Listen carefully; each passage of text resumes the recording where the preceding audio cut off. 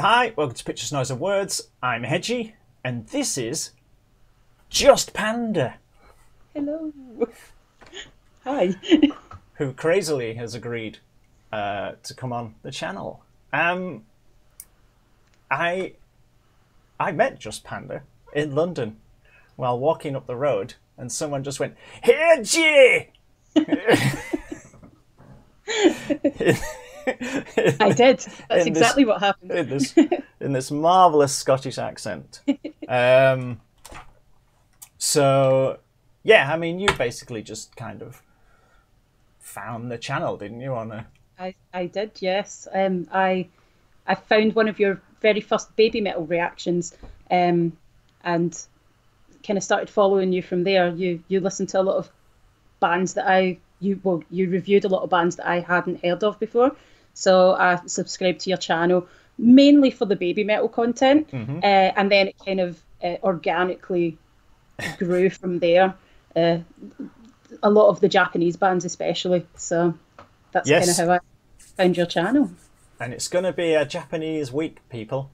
But why not? Because that's basically JustPanda's speciality. So I know people are here to see the Unlucky Morpheus video, but you're going to have to wait. Or you can fast forward it. I mean, this is the power of YouTube, isn't it?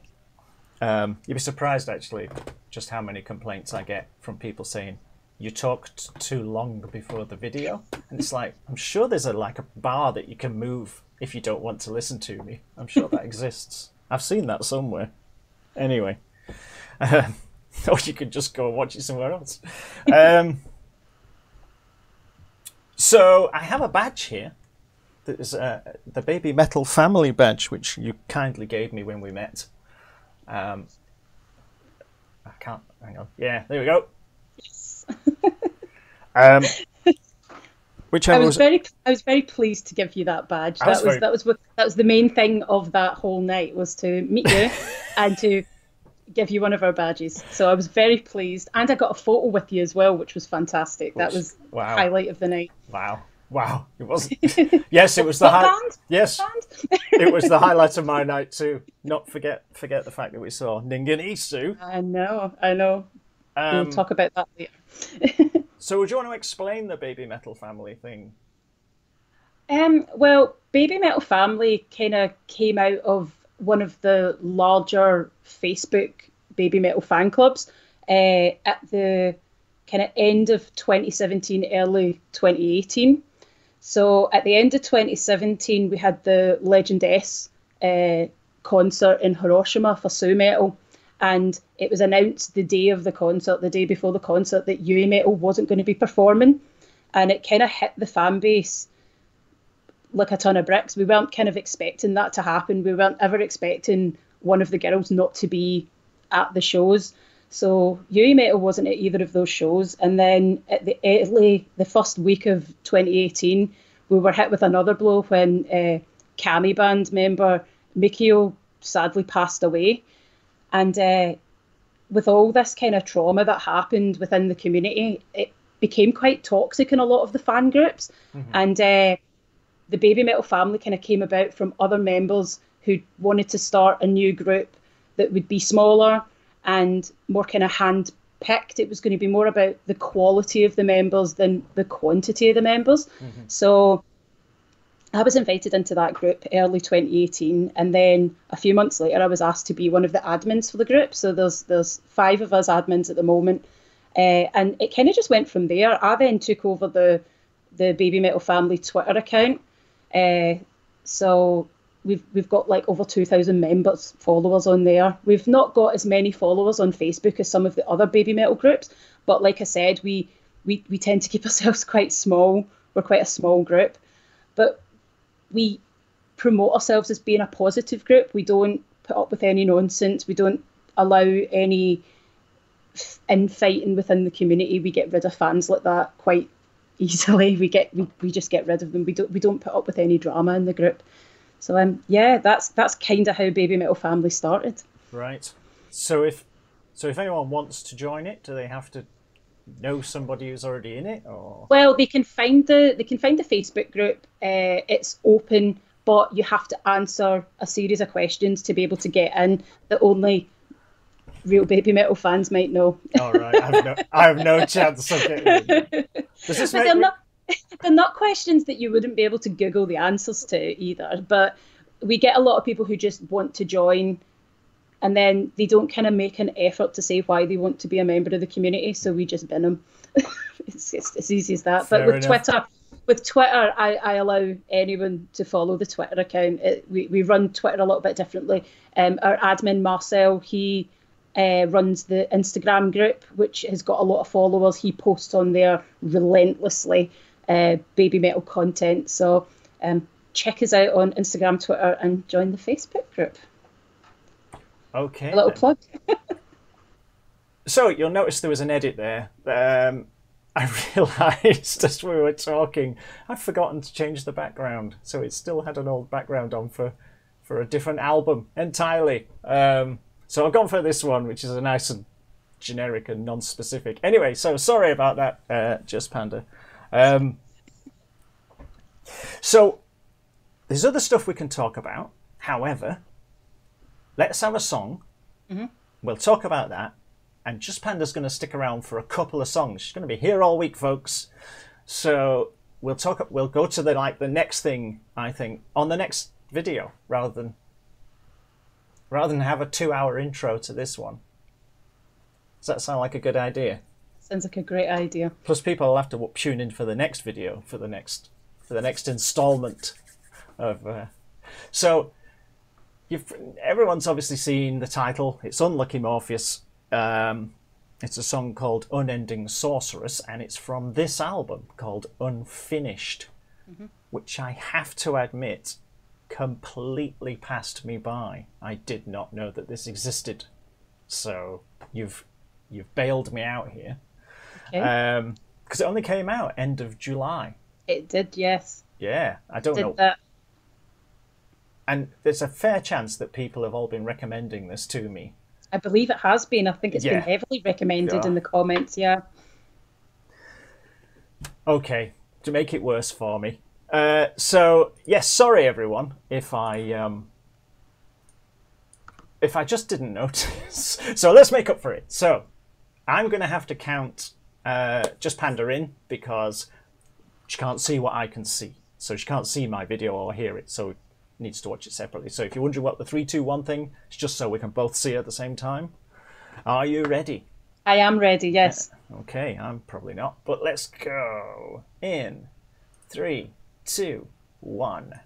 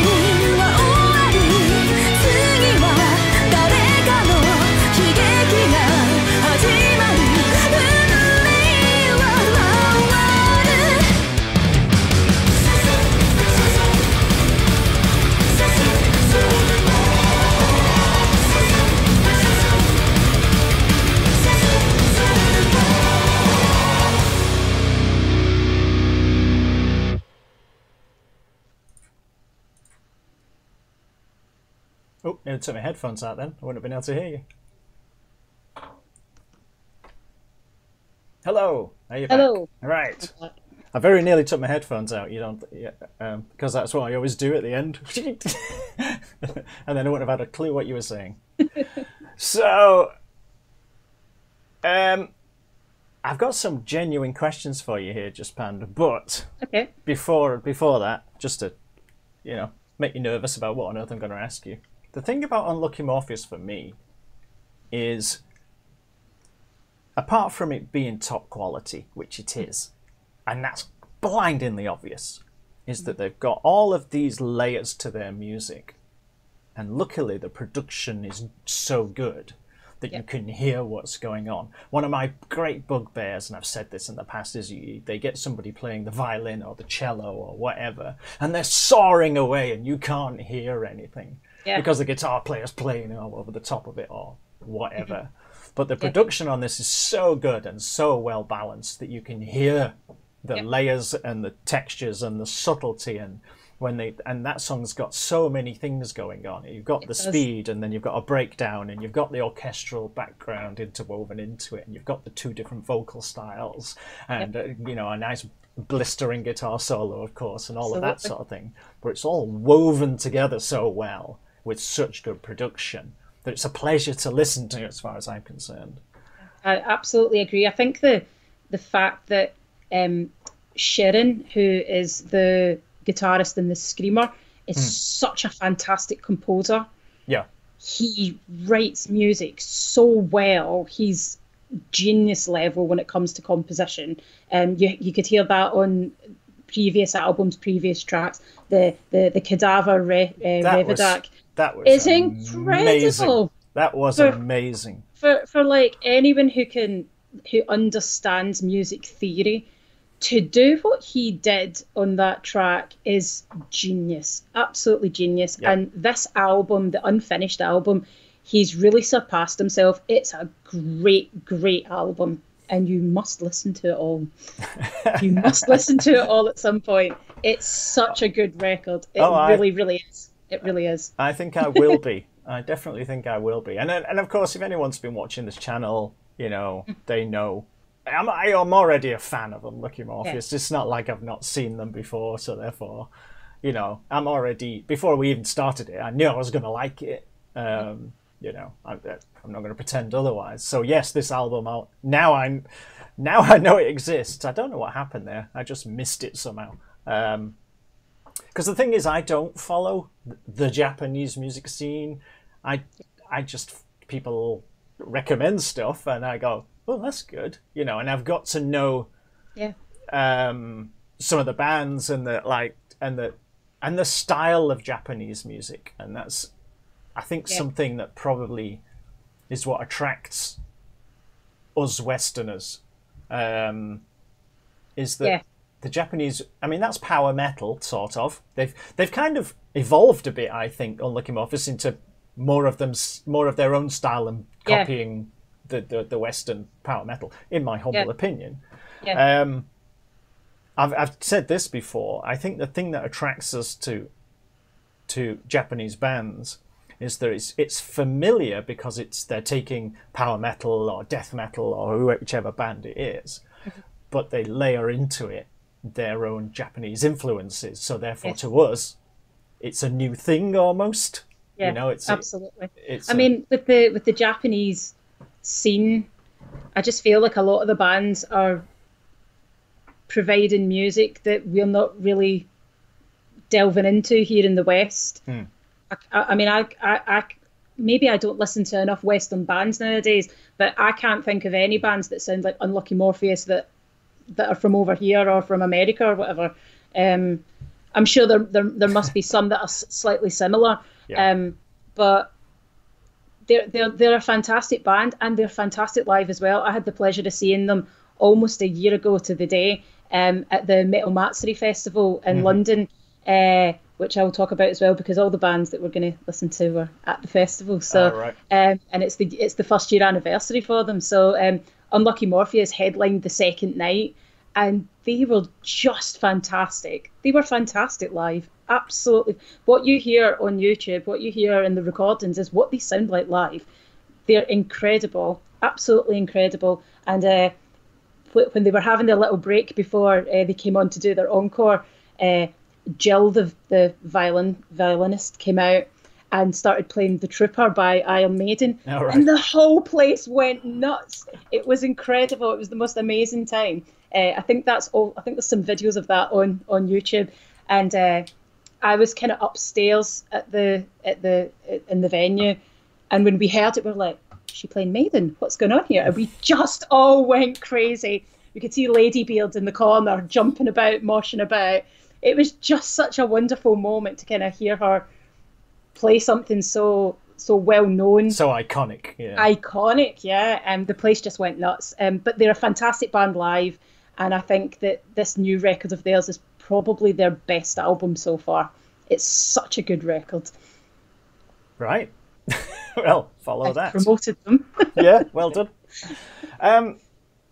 So I did have a genuine question. It's going to be a long video, folks.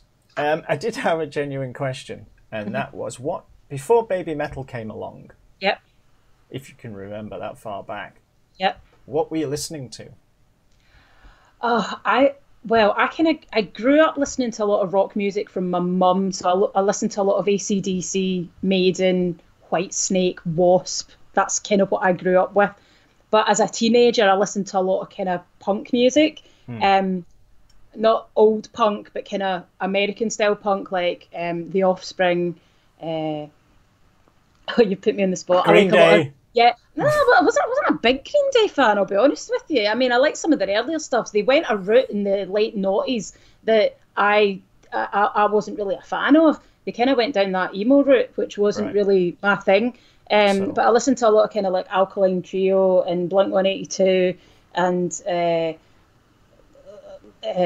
that's fine. That's enough. That's fine. A lot of ska punk and stuff like that, like Less Than Jake. I kind of liked music that made me feel happy. I had a lot of friends that listened to a lot of metal back then, and I remember a friend made me a cassette tape with Cowboys from Hell on it, and I used to pretend that I really liked it. I was like, yeah, this is really good. I was secretly going home and listening to Blink-182 because that was more my thing. But as I've kind of gotten older, I listen to a lot heavier music now, and I listen to more metal, and I mean I'll listen to anything that makes me feel good. I don't like to pigeonhole myself. So before Babymetal, I was kind of still listening to a lot of the stuff that I listened to as a teenager. There was nothing that had come out, like new music, new bands that had attracted me. And then I was driving home from work one night and listening to the radio, and they played Gimme Chocolate, and I was like, what the fudge is this? That's exactly what happened to me. I had never heard anything like it. I thought, this is insanity. I'm going to have to go home and find out who this group is. So this was in early 2016. I went home and I Googled them, and I was like, what is going on in Japan? What is this? What is this music? And I just ended up listening to them, and I thought I got hooked. I got hooked, and the community hooked me as well, how friendly everyone is. And like The One is like no other music community that I've ever known. We're all so close, and that brought me in. And yeah, that's kind of how I ended up listening to Babymetal. Yeah, the first time I heard Gimme Chocolate, I on one level thought, this is sort of amazing, but on another level I just didn't like it. I just kind of recoiled from it like an old heavy metal person, which is basically what I am, of course. Yeah. But I kind of went, no, I can't like this. It's like I'm literally not allowing myself to like this. And a lot of metalheads are like that, and we still get a lot of stick, like when if Metal Hammer post about a Babymetal show or whatever, and you get all the haters coming on, they're not metal, no. And it's like, do you know what? You don't have to like it. You don't have to like it.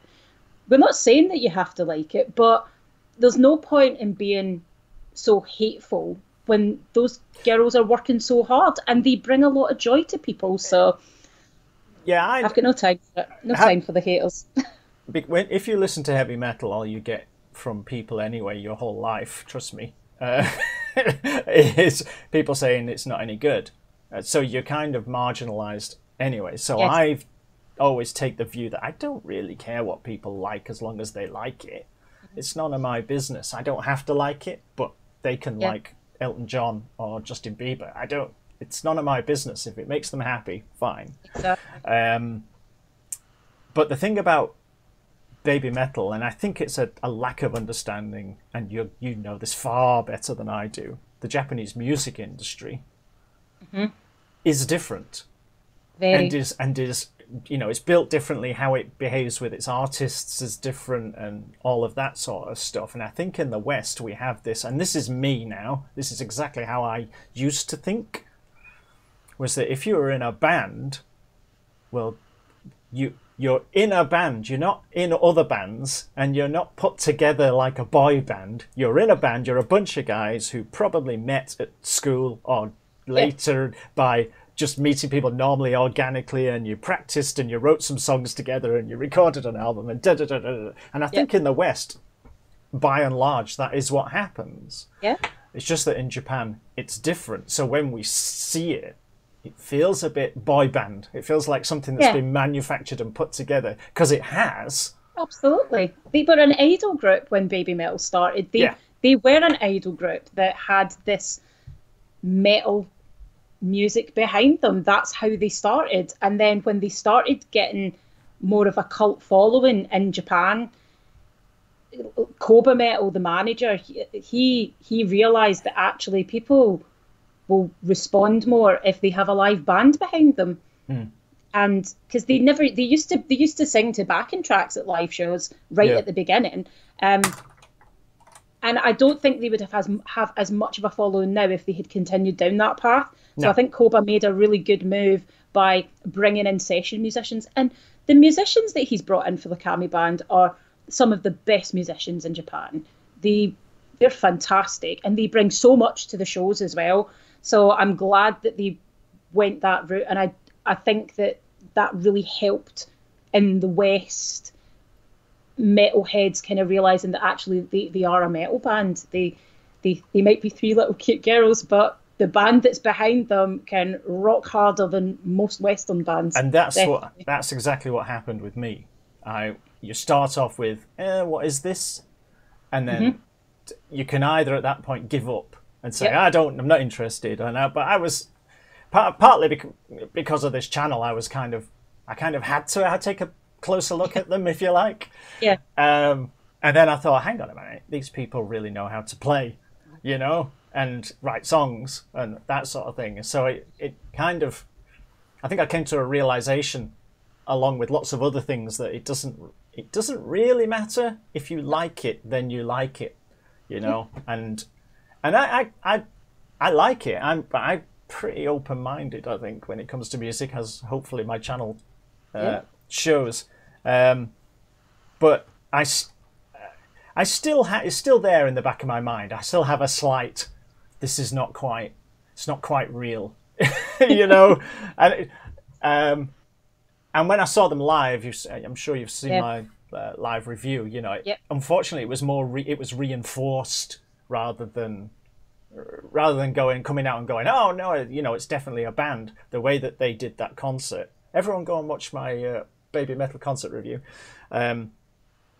They'd literally separated them out into their component parts in a way and said, you stand there and you're the front, and you stay at the back and don't do anything, just play the music, kind of thing. And but like what you said, you were sitting upstairs for that show, so you could see how it was set out on the stage.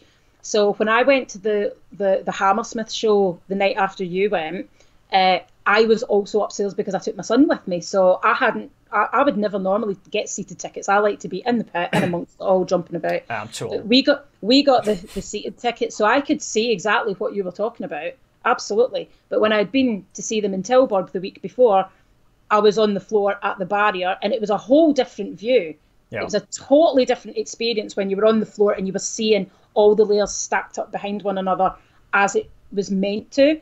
So I totally understand what you meant by how it was split up on the stage. and how the girls weren't moving about as much. So, and my problem with that was because you could think of, oh, I'll probably going to get myself in trouble now. Babymetal is a show.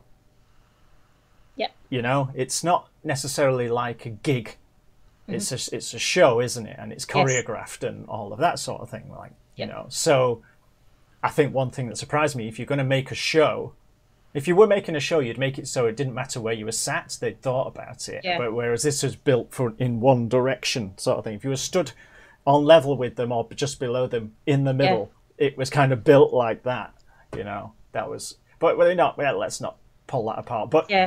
I mean, we would love to see them bring one of the Japan-style shows to the UK.